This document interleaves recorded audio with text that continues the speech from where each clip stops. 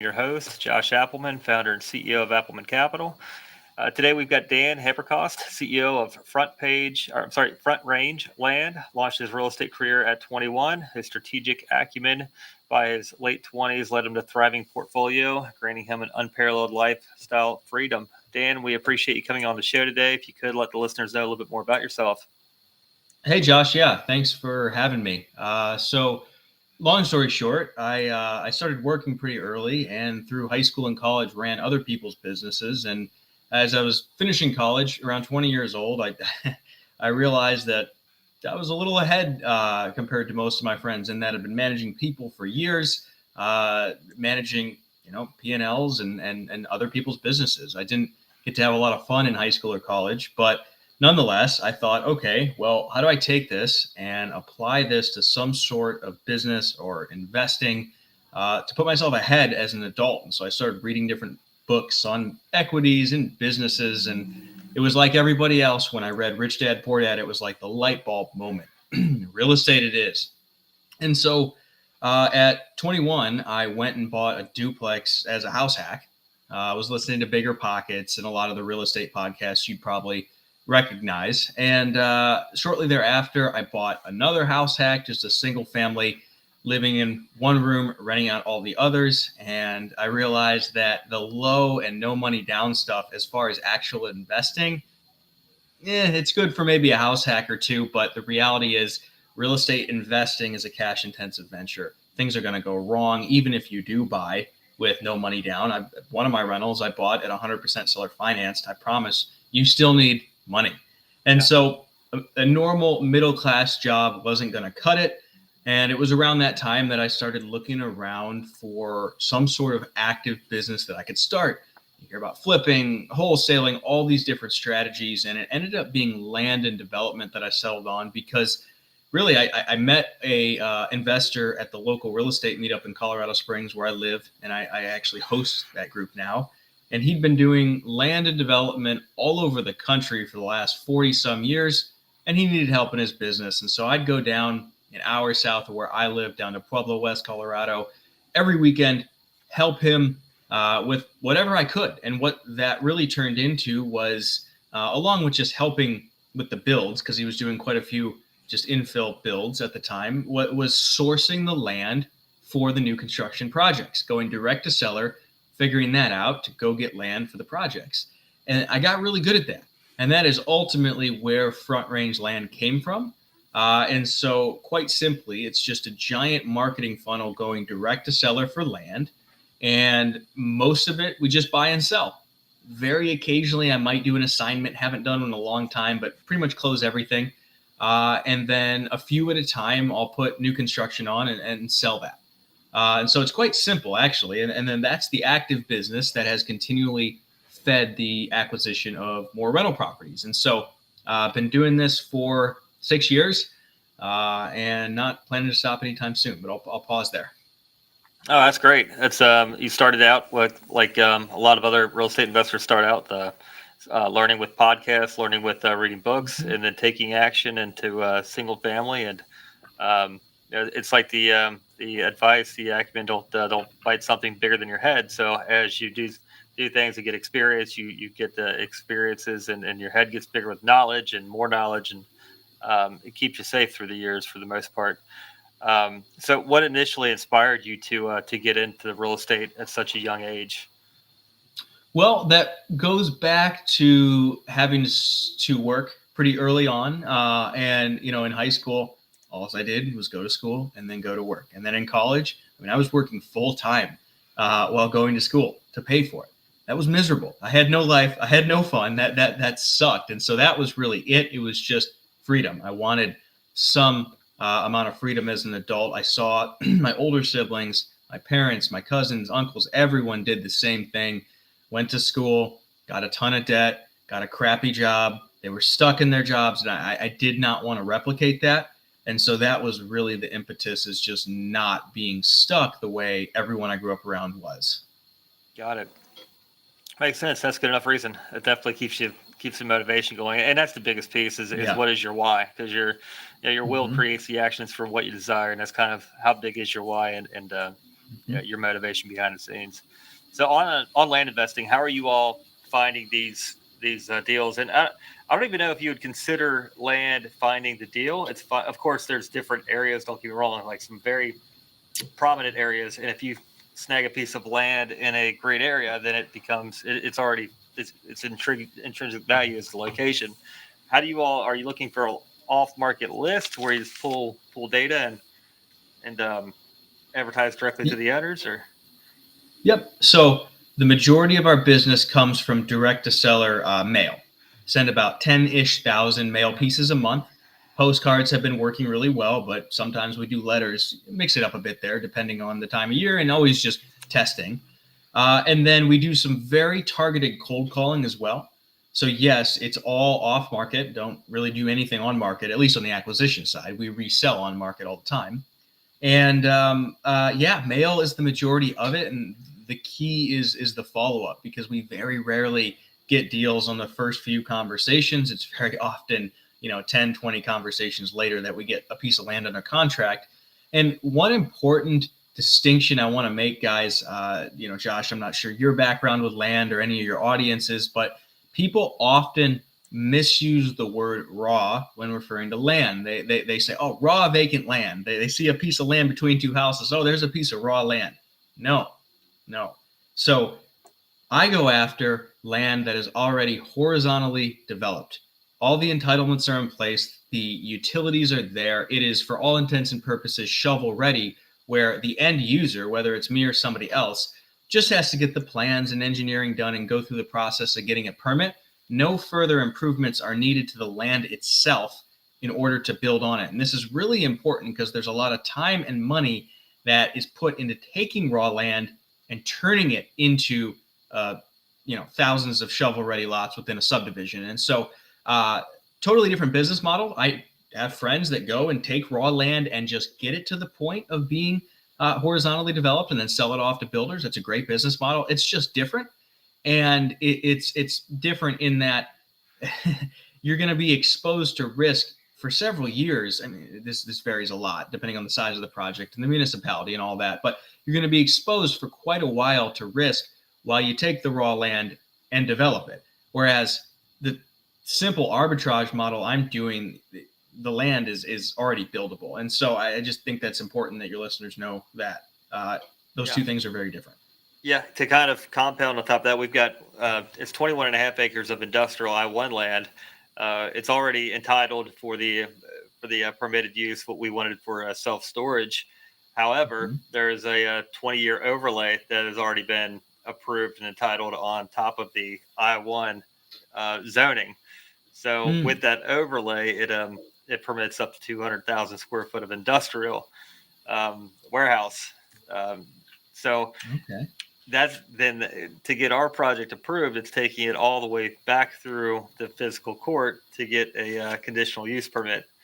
So it's there's definitely there can be nuances to the land, and those are always found in the covenants of the deed and planning and zoning and everywhere else. But are you all going after residential, or are you going after industrial? Mostly residential. Occasionally we will get multifamily lots, but the vast majority of it is residential. Got it. Yeah, and then of course I'm thinking you're doing large tracts to where you can sell that land to a larger developer, housing builder. Is that? In several hundred deals, most of them have been between a quarter and 1 acre infill lots.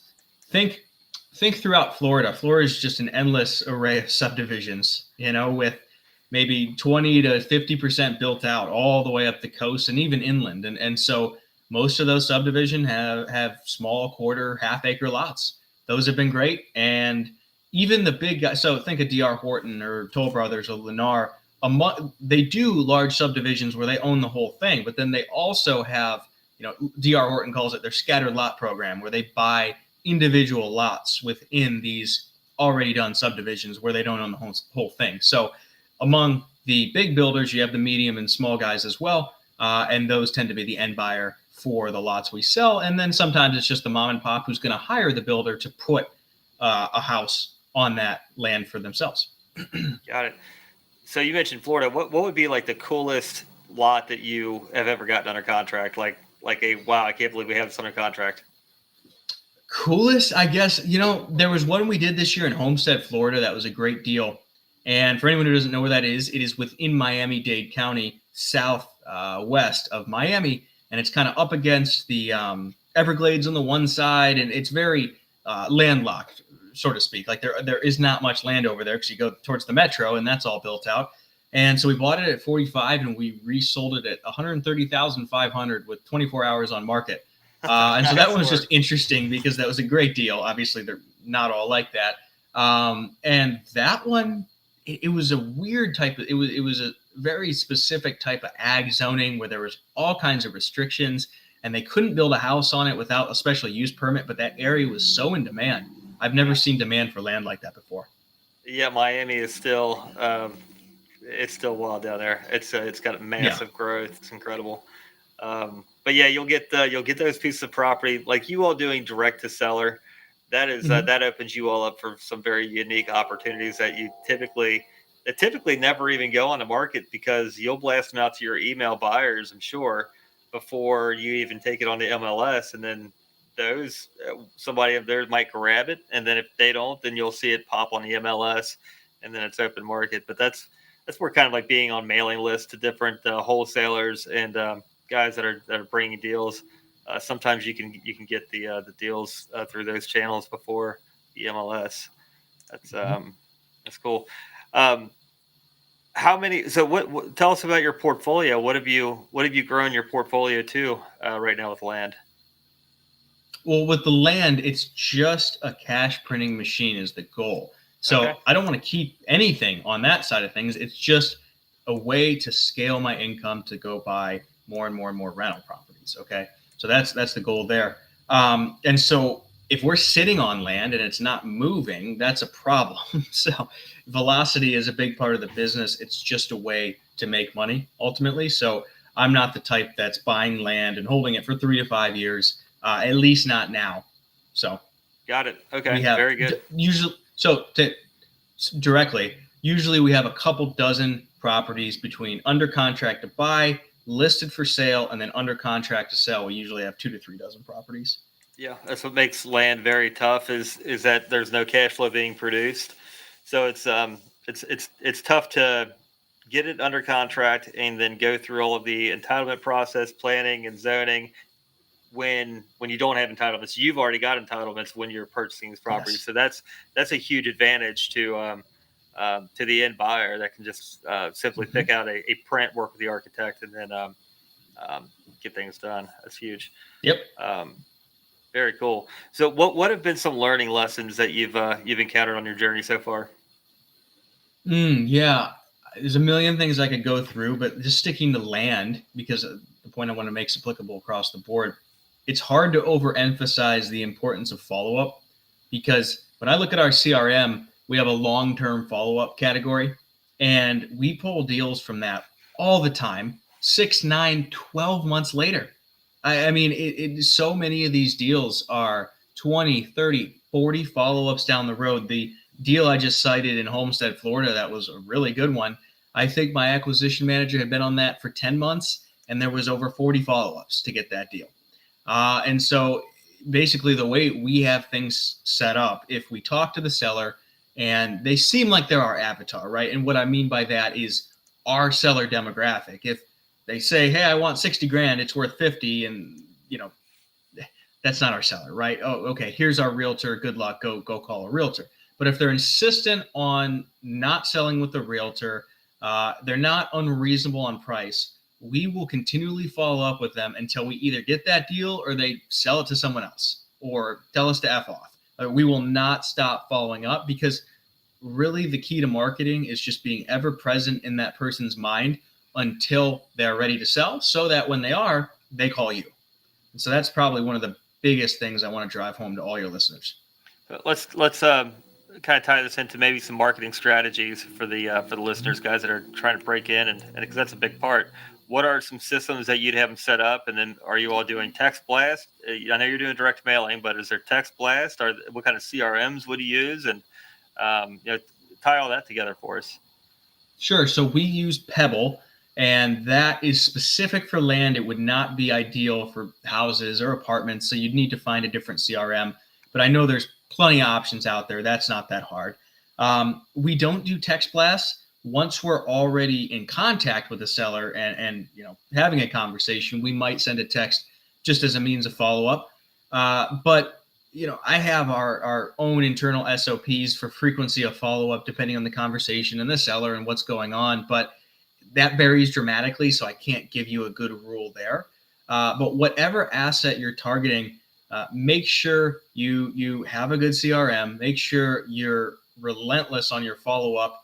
And oh gosh, there was another point I wanted to make, and I lost it there. But for us, it's just call and mail. And once we have a lead, we're just calling and texting with them mostly from that point. I mean, email can be useful, but we like to get them on the phone if we can.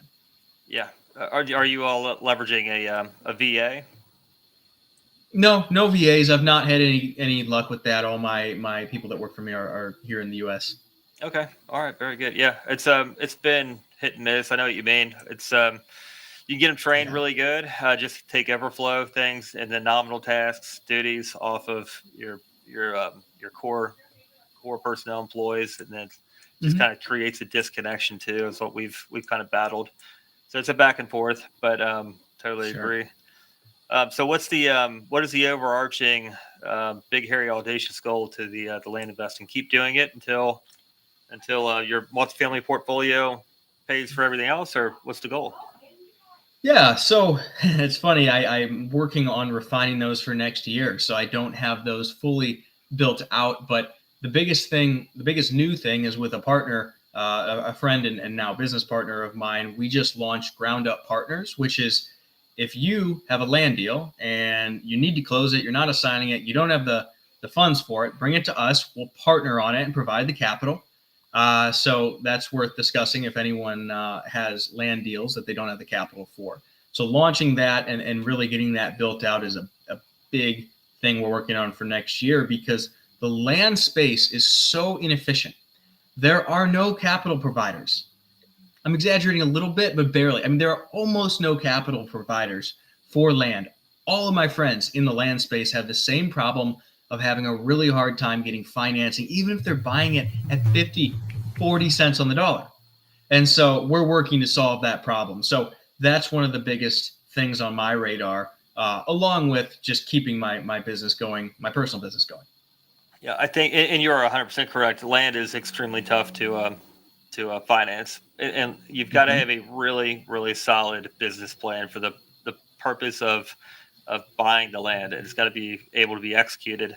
Ultimately, no bank and no hard money lender or any lender wants to be stuck with a piece of land that they have to try to sell, and that's just the cold hard truth, because it generates no revenue. There's no intrinsic value to it unless your business plan gets executed. So as long as there's a purpose to it and it's able to be done, I mean, the value is what you created. That's the biggest piece. Unless it's just in a ridiculous area with a ton of demand, like your Miami deal. I mean, it is extremely tough. We have another piece of land that we for another property that we're doing a flex warehouse development on, and it's tough to get it to where you have enough time without actually closing on the land first, and then getting your development done. So totally resonate with that for sure. Okay, and then you're opening up a capital arm to actually assist with closing the land and then becoming partners. That's good. That's a good strategy as well. Cool. So I'm assuming that you all are nationwide, just wherever the deals are at, or are you looking focused in on just niche markets? With my personal land business, we're in Florida, North Carolina, South Carolina, and Colorado mostly. Cool. So that was very intentional, because especially 12 months to a year and a half ago, there was so much uncertainty. Nobody knew the degree to which the interest rates were going to impact the market. And we still, of course, don't. The future is always uncertain. And so I sleep well at night going to markets where new builds are still selling in the 200s, and there's still a massive amount of people moving there, right? Those markets are going to be the last to go under if something goes horribly wrong with the economy. And so I like being in those sorts of markets. Yeah, for sure. Where you've got population growth, job growth. There's a demand, pent up demand already there. I like that for And sure. yeah, Josh, let me make one more point there. I'm talking about in my active business day to day, where I'm quickly buying and reselling. For my buy and holds, I'm doing that in Colorado. Colorado has calmed down a lot in the markets that I'm doing business in along the Front Range. And if I'm planning to buy a rental that I'm going to keep for 10, 20 years, I'm far less concerned with what's going to happen next month or even next year. Again, what I just said about sticking to those cheap entry level markets where a lot of people are moving, that's referring to my day to day business, where you can get caught with your pants down if you're trying to buy and sell something in the course of 3 to 6 months. But if you're going to hold it for 20 years and it sustains itself, then that's less of a concern. Yeah, I totally agree. That's and then as economies of scale pick up, then you got to be in the right areas for that as well. Just Mm-hmm. of course, that's different property sizes. It's just depends on what your buy and hold is. Um, Sure. Very cool. So you had mentioned a mentor early on in your investing career, and then you've Mm-hmm. taken over the REI meetup. Tell us a little bit about that. Yeah. So the mentor is just a close friend now, and the key there was not asking for anything for quite a while. More just going, helping him, listening, and learning.